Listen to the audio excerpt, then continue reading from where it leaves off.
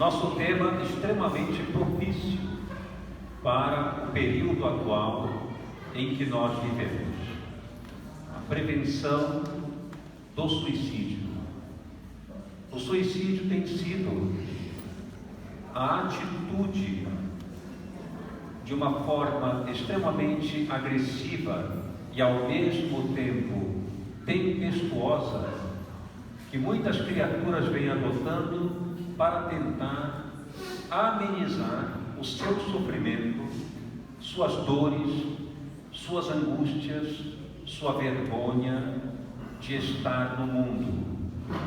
E nós sabemos que certamente esse não é o método eficaz para a solução dos nossos problemas. Porém, para que nós possamos chegar a essa conclusão, a fim de nos ajudarmos e ajudarmos aqueles que estão à nossa volta, inclinados a esta atitude, nós precisamos verificar de uma maneira objetiva, racional, se realmente uma atitude como essa de fato não tem valor. Seria ela um método satisfatório para a resolução das nossas angústias? Sair da vida, sair do mundo, tem, sem sombra de dúvida, uma finalidade útil, ou em verdade significa uma atitude desastrosa para o espírito? É isso que eu gostaria hoje de analisar junto com vocês, a fim de que saiamos daqui convictos de que preservar a vida é o que temos a fazer de maior valor. A fim de analisar esse aspecto, nós vamos tomar aqui um episódio bastante característico que está presente no Evangelho, que diz respeito a uma atitude exatamente como essa capital adotada por Judas. Judas era um dos discípulos que acompanhavam Jesus no seu ministério de implantação da Boa Nova que ele nos trouxe. Judas, ao contrário do que nós imaginamos, era um seguidor, um apóstolo muito fiel. Ele amava Jesus. Era um dos apóstolos que honestamente mais se dedicava à causa, porque com ele ficava uma tarefa extremamente difícil, a tarefa da tesouraria.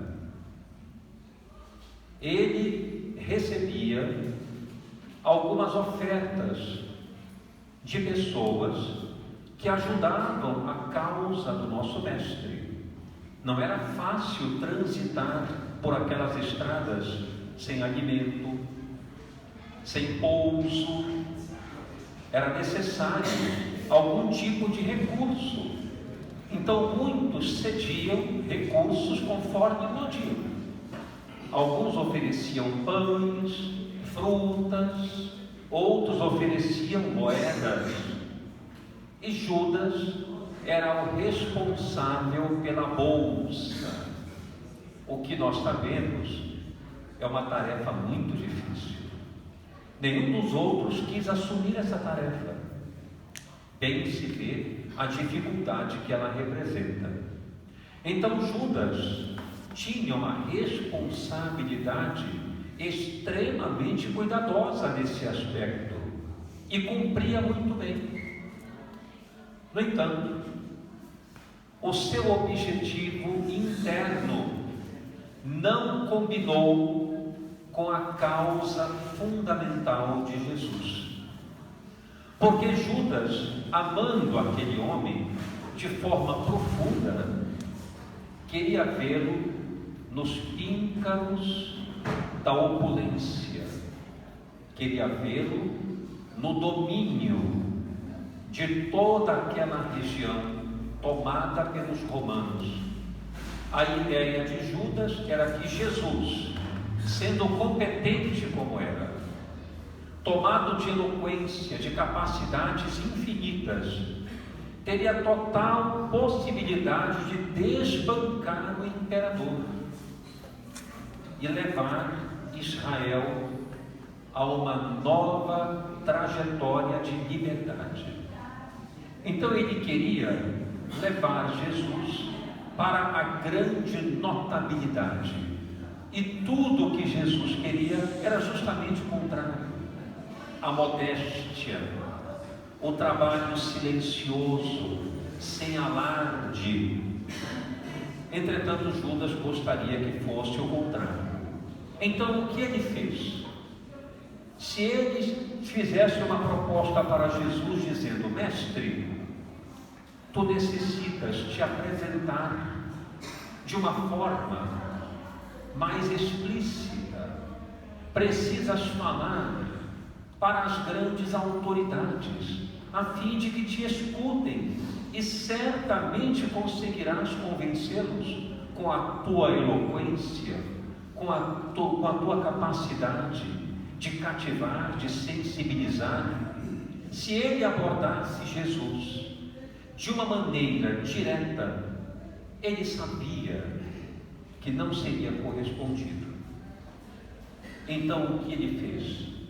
Em surdina, foi conversar diretamente com os sacerdotes, dizendo: o meu mestre é muito capaz, vós não o conheceis.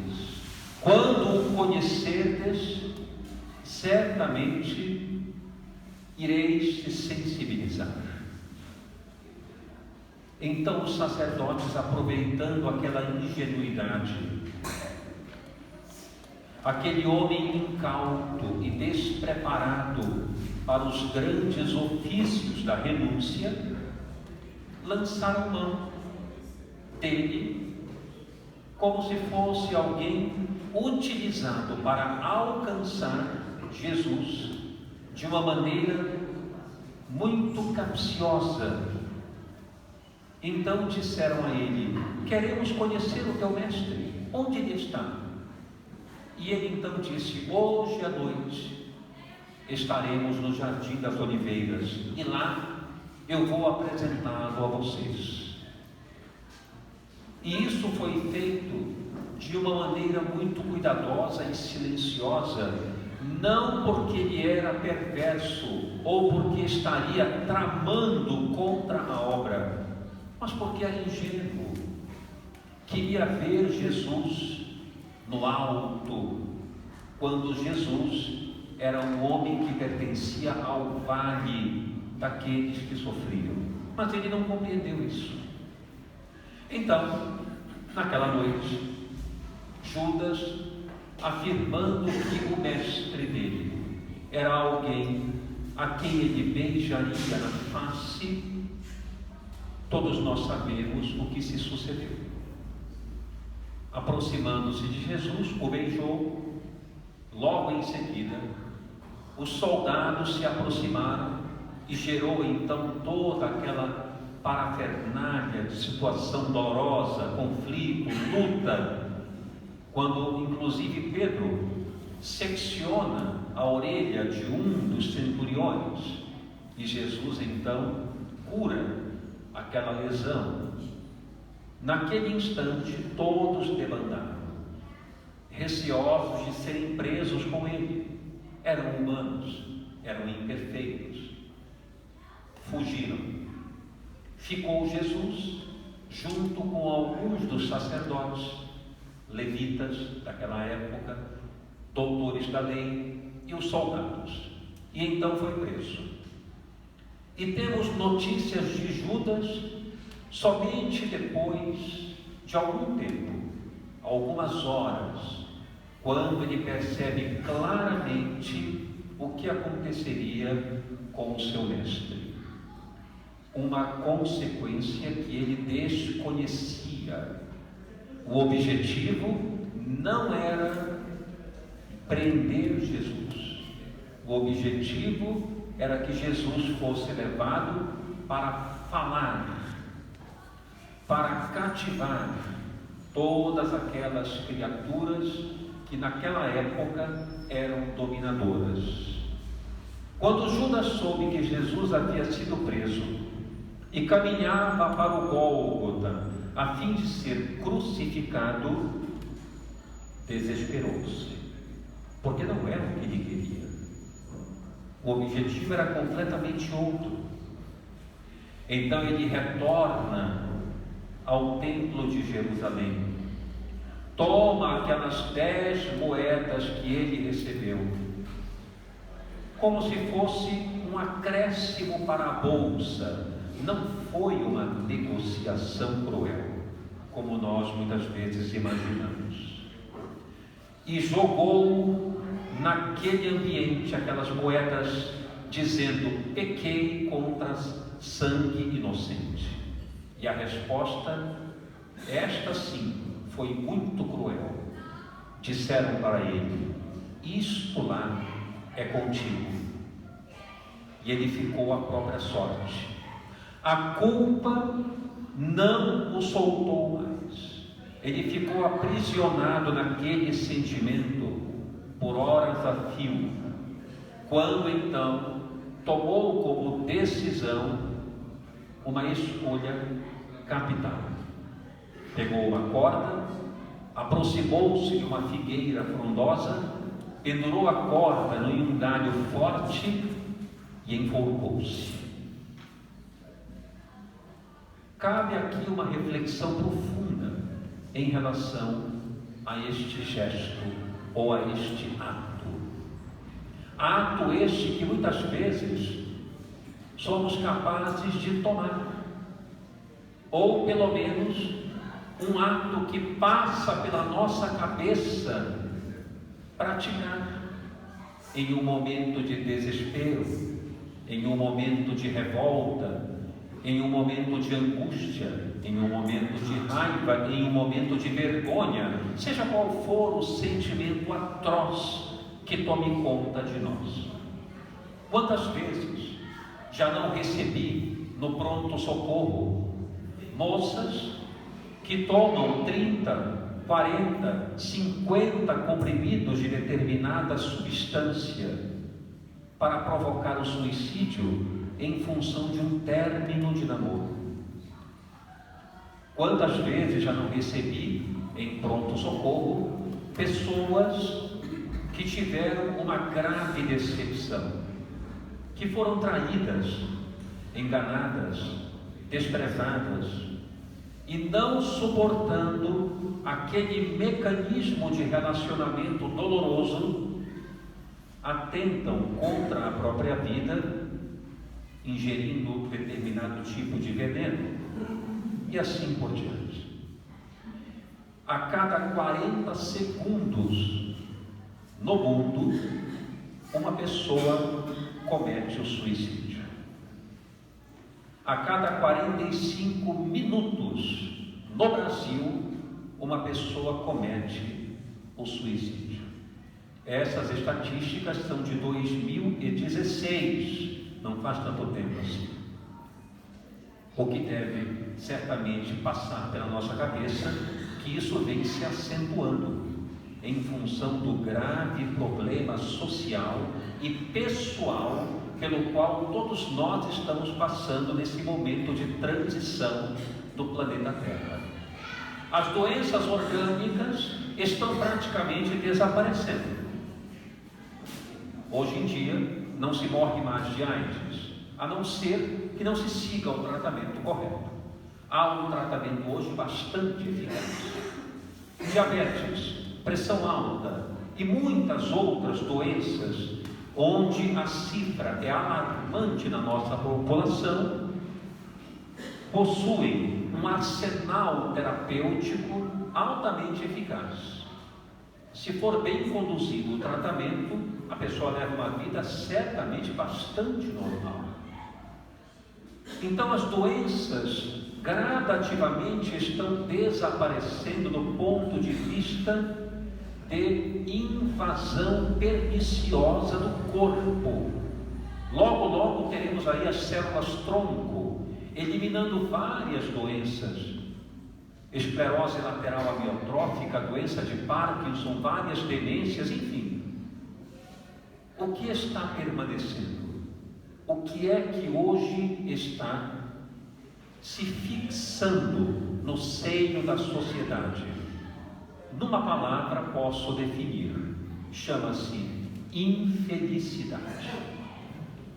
E por que essa infelicidade e suas consequências? Depressão, ansiedade, pânico, medos, fobias e assim por diante. Por que isso está em um nível tão alarmante, tão preocupante? E a resposta também não é difícil de dar. Significa que todos nós, espíritos em desenvolvimento, pertencentes a este mundo, estamos adquirindo cada vez mais alguns recursos que, se por um lado são bons, por outros comprometem a nossa trajetória se não soubermos empregá-los. São eles, alguns. Primeiro, ampliação do conhecimento. Nós estamos com muito acesso ao conhecimento na atualidade, através da internet, através de diversos meios de acesso que se tornaram mais fáceis ao alcance popular. Segundo, nós estamos envelhecendo e, portanto, vivendo mais no mundo. A estimativa de vida hoje cresceu consideravelmente. Nós estamos hoje com toda uma política relacionada à terceira idade, quanto ao lazer, quanto ao trabalho, quanto à ação voluntária, uma série de atividades em prol da terceira idade, como se diz. Por quê? Porque nós estamos tendo ampliação da longevidade. Terceiro aspecto importante, estamos com um tempo livre maior. Engana-se aquele que pensa que hoje o mundo ficou muito mais sobrecarregado de funções. Não é verdade. E é fácil notar isso. Nós estamos hoje com muito mais tempo livre, basta examinar o fluxo de publicações das redes sociais. Ficamos no Facebook pelo menos um terço do nosso dia, se não tomarmos cuidado, se não mais. Vendo o que postam, acompanhando as postagens de familiares, amigos, desconhecidos, assistindo vídeos no YouTube, o tempo livre aumentou e nós não sabemos o que fazer com ele. De modo que todos esses elementos importantes que caíram nas nossas mãos para o uso, se por um lado trouxeram favorecimento para uma série de atividades, de outro lado também provocaram o maior mal que a humanidade hoje vem experimentando e que se chama vazio existencial. Hoje em dia, o processo depressivo, o processo ansioso, o transtorno de pânico, todas essas patologias de natureza emocional se dão em grande escala porque a criatura humana não sabe o que fazer da própria vida. Desconhece para que está aqui. Não sabe o que fazer do seu tempo livre. Entra em constante conflitos, alguns deles, perdoem a sinceridade, medíocres até. Por bagatelas se discute, se destempera, descontrola-se no trânsito e assim por diante. uma série de atividades que nos perturbam, porque nós perdemos o senso, a direção da nossa vida. Atendo todos os dias pessoas que me dizem: eu perdi a alegria de viver. Eu não tenho mais nenhuma motivação. Passo meus dias tristes, não tenho vontade de me alimentar, não tenho vontade de produzir, de ler, de interagir, e o diagnóstico, obviamente, é depressão. E a pergunta que eu faço é: me responda, quais são os fatores, ou pelo menos me diga um fator que você considera como causal para esse problema. Mais de 90% das respostas são: não sei. Problemas em si eu não tenho. Eu tenho os problemas naturais do cotidiano, que todos têm, mas eu tenho uma família estável, meus filhos são sadios, eu tenho um lar. Eu não tenho problemas de forma concreta, a ponto de provocar desespero. Eu tenho um vazio que eu não consigo explicar. Portanto, se a pessoa não consegue explicar com base naquilo que está de maneira externa, ela tem que se voltar para dentro e verificar se está apagada aquela bússola interior que deve lhe dar o norte da própria vida. E nós perdemos isso. Nós perdemos o senso de direção a respeito do que viemos fazer aqui.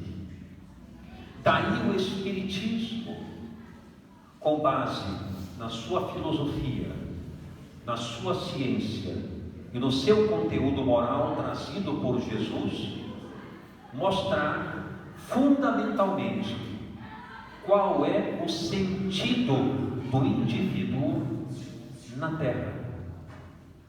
E qual é esse sentido?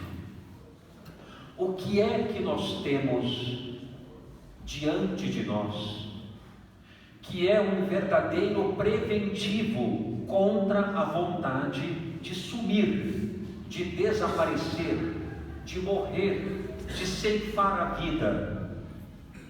Essa pergunta cada um de nós precisa fazer na atualidade. Qual é o sentido da minha existência?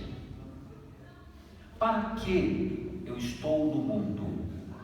Que tipo de tarefa somente eu posso executar e mais ninguém? Do meu jeito, da forma que eu vejo, com os meus potenciais, com as minhas qualificações. Nós temos um grande problema nesse conceito de perceber o sentido, porque normalmente nós imaginamos que nós é que devemos esperar alguma coisa da vida, e aí é que está o engano. É a vida que nos solicita respostas, não nós que temos que emitir perguntas a ela.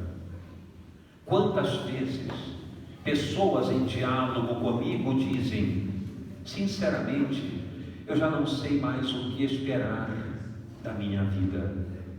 E eu me ponho então a dialogar: você já se perguntou o que a vida espera de você? Porque vejam como isso é verdade.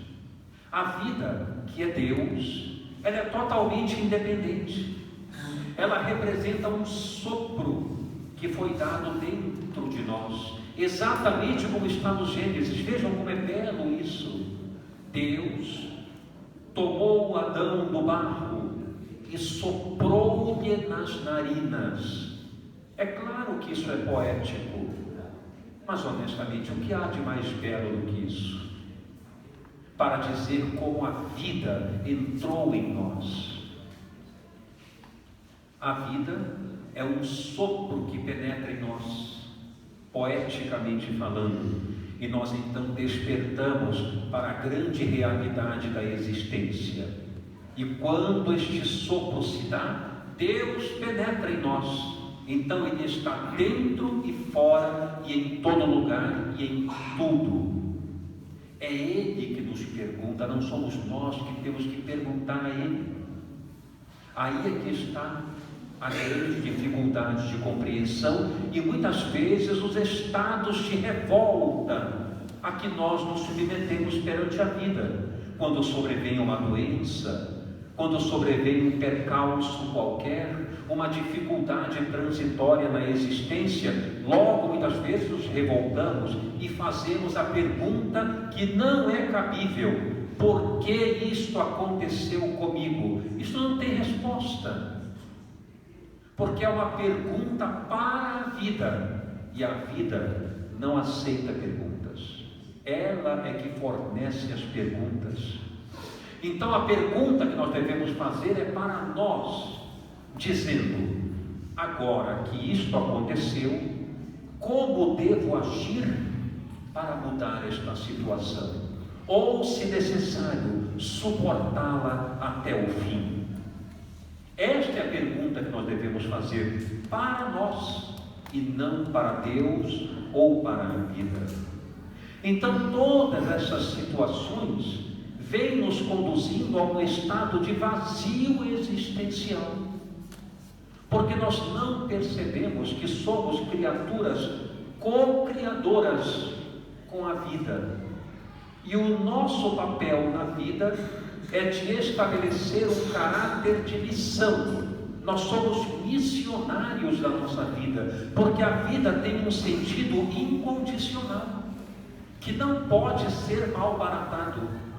Nós não temos o direito de tirar a nossa vida, porque a vida é um empréstimo que não aceita devolução. A vida não é nossa, porque não fomos nós que nos criamos. Ela nos foi dada, ou, como eu gosto de dizer, conforme o Gênesis, soprada. Então ela não é nossa. Se não é nossa, ela é um empréstimo. Entretanto, uma vez na vida, nunca mais saímos dela como espíritos, então não pode ser devolvida. Ela é sempre emprestada, porque não podemos fazer dela o que bem entendermos, não é bem assim, mas também não podemos devolver. Então, a logoterapia, que foi citada aqui, que é o modelo de psicoterapia que nós utilizamos, centrada justamente no sentido essencial da existência, na dimensão do espírito, afirma que nós não estamos condenados a morrer. Ao contrário, se quisermos usar esta palavra condenado, nós estamos a viver, não a morrer, porque para a morte tem solução, uma vez que quando morremos permanecemos vivos como espíritos. A morte é somente um portal para uma outra dimensão, somente isso. Então só não tem solução para a morte. Claro que tem, continuamos vivos. Não há solução para deixar a vida, isto não tem. Ninguém mais sai da vida. Então, toda vez que nós empregamos no comportamento um desprezo para esse elemento essencial, que somos nós despertos, que é a vida, nós sofremos. Então sempre há sofrimento, depressão, ansiedade, pânico, desespero. Isso existe toda vez que nós nos desconectamos daquilo que é primordial na existência e que cabe a nós fazer. Quando nós ferimos o nosso semelhante, quando nós enganamos, quando nós traímos, quando nós desprezamos, quando nós ignoramos qualquer atitude que vá contra o sentido natural da existência, composto pelas leis de Deus, nós sofremos. Assim aconteceu com Judas. Será que a atitude de Judas foi adequada? Será que ele conseguiu solucionar os seus problemas praticando esta ação capital? Será que ele conseguiu vencer o estado de autopunição e culpa, adotando a medida do suicídio? Vamos fazer então aqui, para analisar isso, uma comparação. Imaginem duas pessoas jogando xadrez, cada uma diante do tabuleiro. Um dos jogadores pega uma peça e faz um lance no tabuleiro. O outro percebe que ele não tem mais ação, ele vai perder. Não há mais jogada que possa superar aquela do seu oponente. Então o que ele faz? Nervoso, tenso, encosta a mão no tabuleiro e derruba as peças todas, lançando-as no chão. E diz: não quero mais jogar, vamos para o próximo jogo. O que foi que ele conseguiu fazendo isso? Vencer? Superar aquela jogada? Aquela competição concluiu sem nenhum tipo de destino em relação àquele que ceifou as jogadas? É claro que não. Tudo o que ele conseguiu fazer propriamente foi demonstrar o seu pavor diante daquela situação inusitada, a sua incapacidade de lidar, testemunhando aquela situação conforme ela se apresentava. Ele não solucionou coisa alguma. Quem comete o suicídio faz a mesma coisa que o jogador de xadrez: derruba a vida no chão, conforme o outro fez com as peças. Qual é a consequência de uma atitude como essa? Cabe a nós avaliar honestamente o que ocorre quando adotamos uma atitude como essa. Vamos analisar do ponto de vista espiritual. Primeiro, a morte não existe. Por mais que a pessoa não acredite, por mais que seja um ateu, por mais que seja um nihilista, aquele que pensa que depois da morte é um nada, ainda que ele pense isso, a morte não existe. Não é porque ele pensa que o que ele pensa vai acontecer. Então a morte, ela não existe, não nos enganemos. Este corpo é simplesmente um escafandro, uma roupagem que nós possuímos para transitar no mundo de acordo com a constituição material dele. Simplesmente isso. Nós não somos esse corpo. Nós somos espíritos imortais.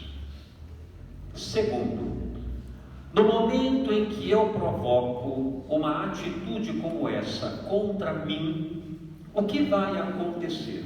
Digamos que eu pegue uma arma, um revólver, e dispare contra a minha cabeça. O que vai acontecer comigo? Eu vou tombar no chão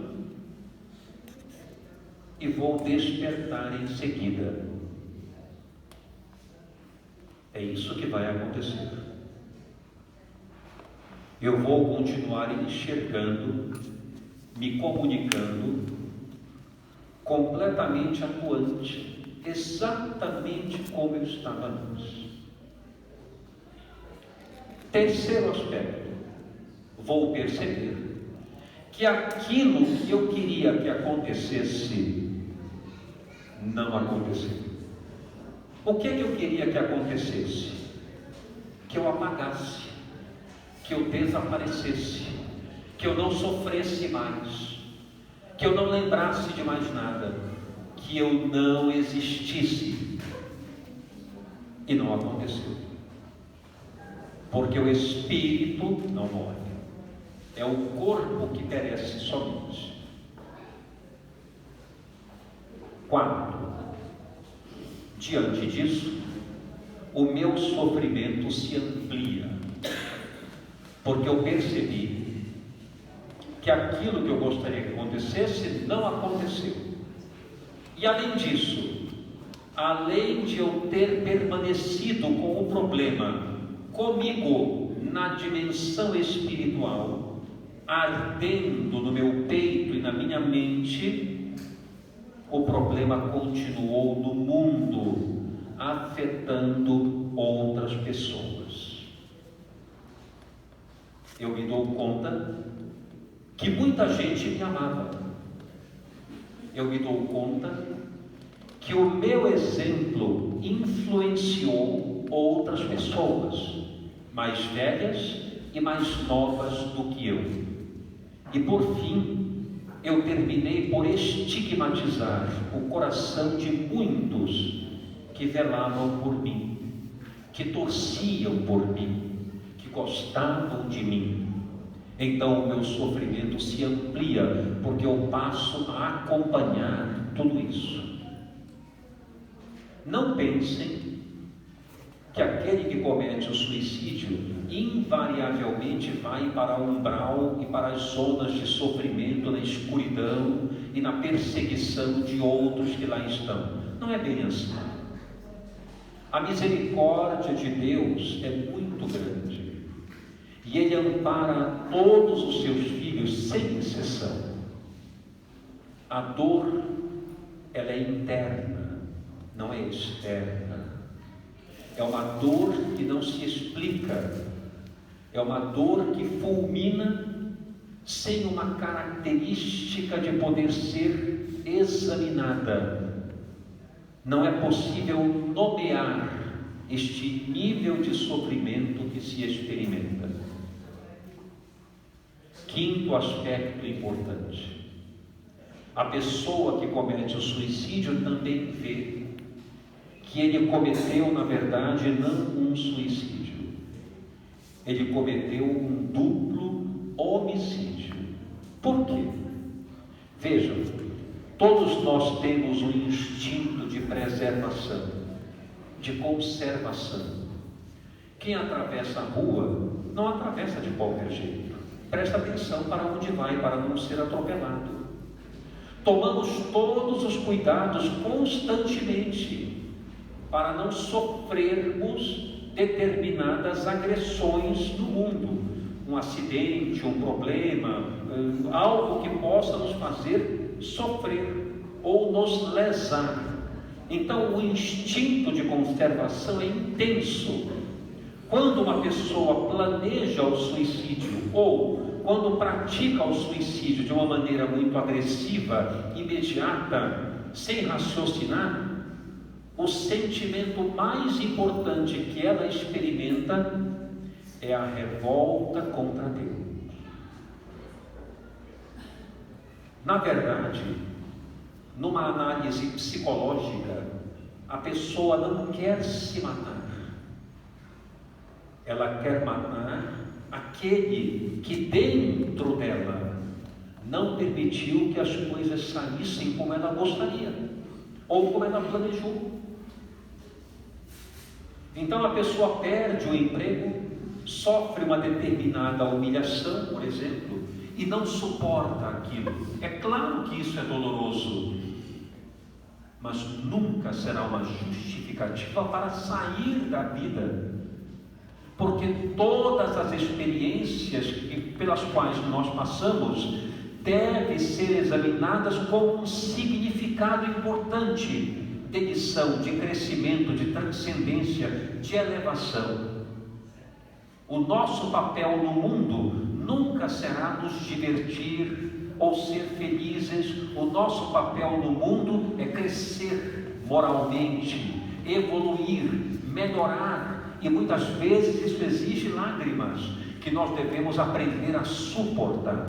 Por isso é que a logoterapia propõe que o ser humano deve aprender a sofrer, num bom sentido, claro.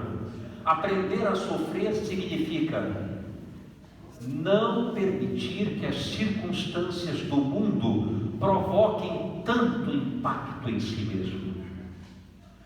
Aprendamos, portanto, a lidar com a dor, a perceber que as dores do mundo representam desafios transitórios e não permanentes, para nos enfraquecer, para nos debilitar. Ao contrário, os obstáculos, angústias, perdas e dores existem neste mundo de provas e expiações, para que nós nos tornemos criaturas mais elevadas, mais amorosas. E somente por esse meio isto pode acontecer. Porque se os obstáculos não ocorressem, se as dores não existissem, seríamos criaturas lentas, amolentadas, preguiçosas, inertes. São os obstáculos, as dificuldades, as decepções, as perdas e a própria morte que faz a vida física ter um tempo apenas, que nos movem para que sejamos criaturas melhores. Deus estabeleceu a morte do corpo para que a vida urja, para que nós tenhamos pressa de melhorar, de sermos criaturas mais alegres, mais felizes, mais sensatas, mais amorosas umas com as outras. Tudo que é transitório pede urgência. Por isso a vida física, por isso a reencarnação. Porque sem essa transitoriedade que exige urgência, nós não cresceríamos. Então nós não temos o direito de interromper esse período breve pelo qual passamos aqui, que deve ser imperdível para o nosso desenvolvimento. Então aquele que comete o suicídio também deseja, no fundo, matar o Criador que está dentro dele. Essa é a maior prova que eu vejo de que nós sabemos que Deus ou o seu reino está dentro de nós. Porque como não podemos atingi-lo fora, nós o atingimos dentro, pela revolta, pela imaturidade. E Ele, na sua misericórdia, nos ampara e nos dá uma nova oportunidade de estarmos aqui para transitar de uma maneira diferente, mais equilibrada, mais sensata. Daí as inúmeras reencarnações pelas quais passamos a fim de nos aprimorar. Então observem que o nosso papel diante daquele que tem uma intenção de praticar o suicídio deve ser sempre o de demovê-lo dessa situação, ou dessa intenção, dessa iminência, porque não produz qualquer tipo de solução, não soluciona as demandas em relação às quais a criatura sofre. Ele não soluciona absolutamente nada em relação àquele, por exemplo, a quem feriu, como fez Judas. Que valor teve aquela atitude? Nenhuma. O que seria melhor que Judas fizesse? Qual seria a atitude preventiva do suicídio na prática de Judas? Ele poderia pensar assim: pequei contra sangue inocente, como ele mesmo disse. Adotei um comportamento totalmente irregular. Sei que falhei nesse ponto, mas estou vivo e tenho tempo de corrigir tudo aquilo que fiz. e com muita coragem, com muita perseverança, com muita força espiritual, deveria se entregar o quanto pudesse ao trabalho de fazer o bem em nome do Cristo. Isto não seria mais útil do que ceifar a vida? É claro que naquele momento ele não pensou, talvez eu também não pensasse, talvez nós aqui não pensássemos, porque é desesperador comprometer a quem se ama, não há a menor dúvida. Por isso é que nós estamos aqui abordando hoje esse tema, porque falando sobre ele, nós nos precavemos de atitudes futuras, refletindo previamente. Qual seria a atitude mais sensata? Viver para fazer da própria vida um monumento de obras em nome daquele a quem ele não soube respeitar. Seria muito mais sensato, produtivo, útil, mas ele não soube fazer isso. O que é compreensível, porque nós somos imperfeitos, somos humanos. Mas essa seria a melhor atitude. Pedro passou por uma experiência semelhante. No momento em que Jesus foi preso, Pedro demandou e o acompanhou até chegar aonde estava o sumo sacerdote. Acompanhou pela beira da estrada, pelo matagal, escondido, sofrendo por ter abandonado o seu mestre. Ali se iniciou a culpa, porque momentos antes ele disse: eu nunca te deixarei, Senhor, sou capaz de morrer por ti. E Jesus, sorrindo, disse: Pedro, antes que o galo cante logo mais, tu me negarás 3 vezes. Não diz o que não sabes. Eu nunca te abandonarei, Senhor. Repetiu. Foi a primeira coisa que fez no momento de pavor. Porque nós, criaturas humanas, somos imperfeitas. E Deus compreende isso, assim como Jesus. E Pedro seguiu. No momento em que chegou perto do pórtico da entrada do templo, alguém disse: eu te conheço, tu és Simão, tu o seguias. Ele disse: não. Mais à frente outro, e logo adiante outro, e ele o negou 3 vezes. Quando ele o negou, o sol estava se abrindo e o galo cantou. Ali se instalou um complexo de culpa terrível, e Pedro entrou em processo de depressão com risco de suicídio. Pouco tempo depois, Jesus, materializado após a desencarnação na cruz, dias depois, aparece à beira da praia. E Simão o vê e salta do barco em meio à praia, nada, e se aproxima e diz: mestre, és tu? E ele diz: o que temos para comer? Assam um peixe e sentam à beira da praia, e acontece ali uma das técnicas de psicoterapia mais surpreendentes que existem. Jesus se aproximou de Pedro e disse: Pedro, tu me amas?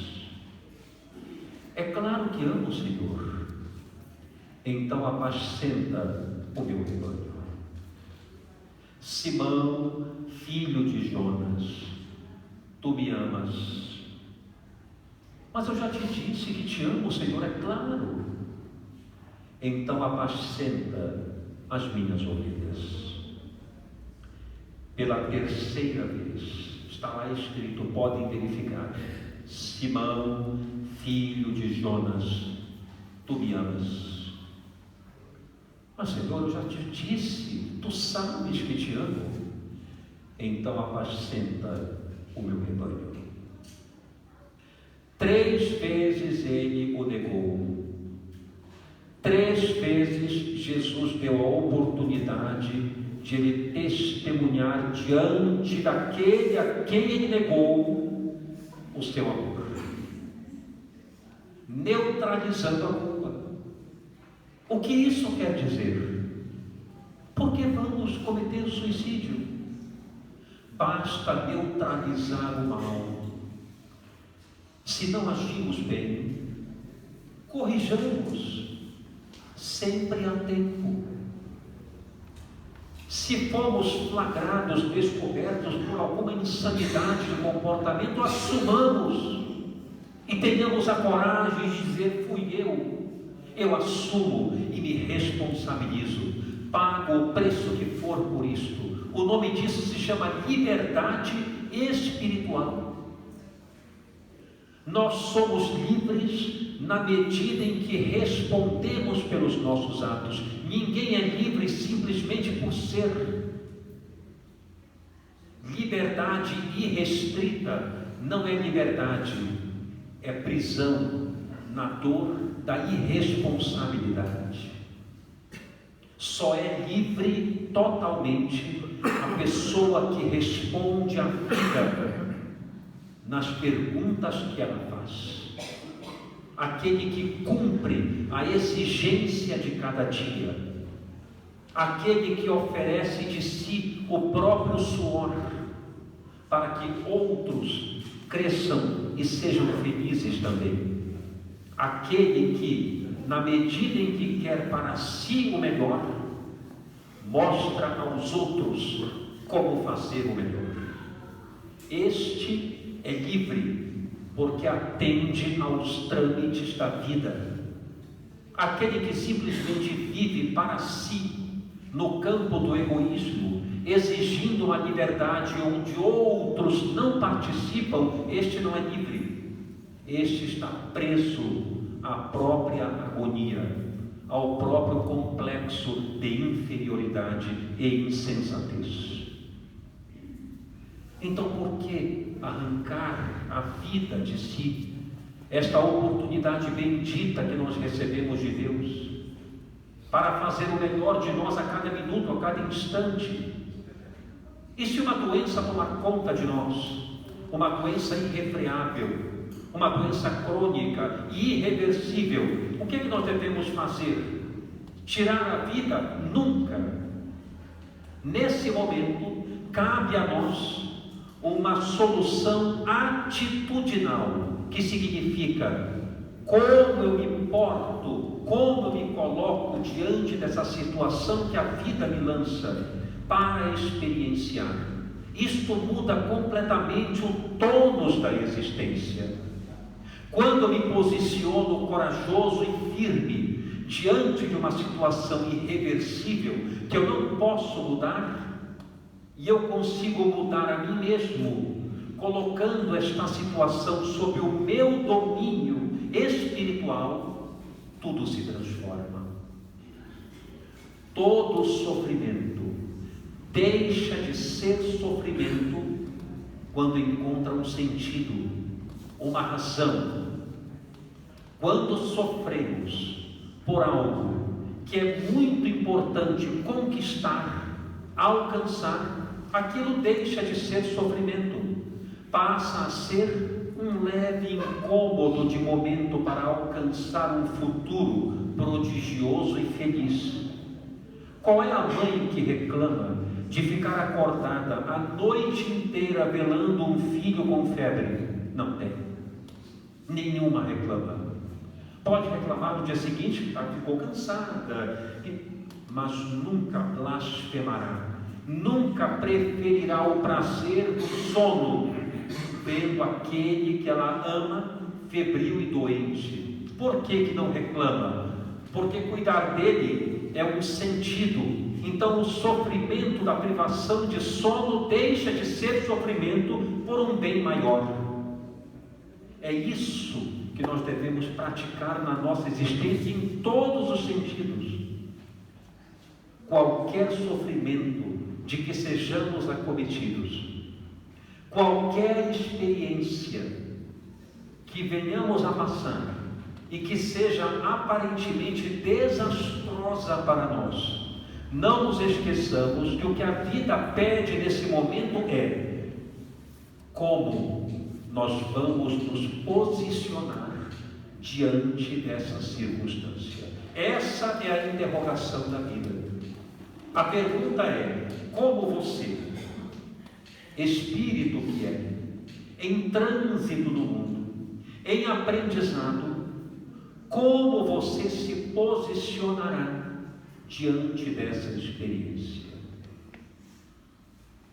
Isso é fundamental de nós examinarmos, porque se nós nos posicionarmos de forma obstinada, desafiadora, concreta e corajosa, suportando com determinação a passagem daquela situação por nós, colocando-a sob o domínio espiritual nosso, dizendo a ela: você existe e você me faz sofrer, mas eu não vou sucumbir a você. Você é que ficará sob o meu regime de controle. Eu continuarei fazendo tudo aquilo que eu puder, apesar de você me seguir. Pode vir comigo, mas você se submeterá ao que eu desejo, não eu ao que você deseja. O nome disso é poder de obstinação espiritual.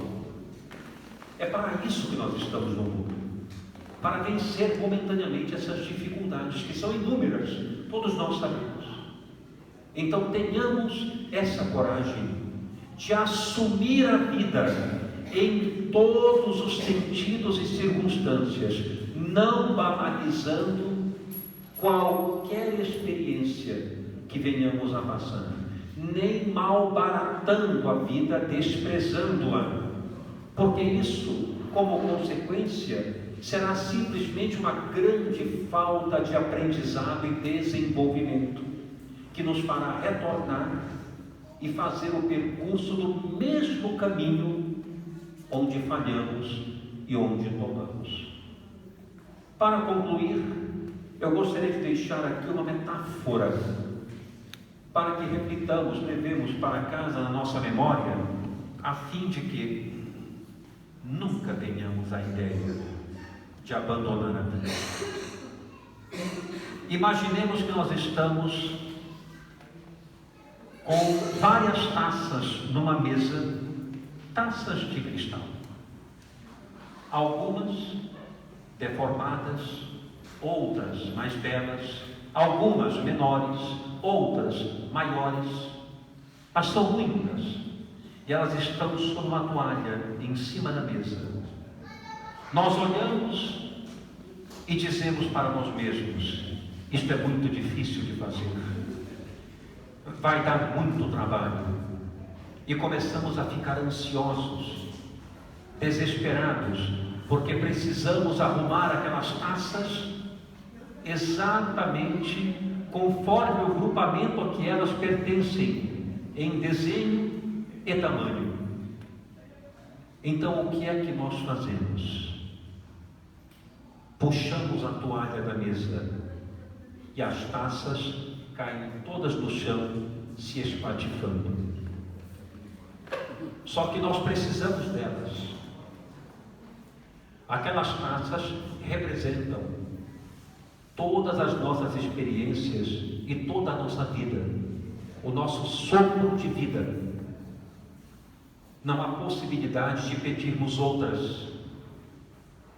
Nós esquecemos, quando puxamos a toalha da mesa, que para recuperá-las precisaremos juntar caco por caco, pedacinho por pedacinho de cristal, colar um a um, formando todas as taças novamente, cujo trabalho é infinitamente maior do que o trabalho árduo que seja de arrumar as taças conforme o grupo.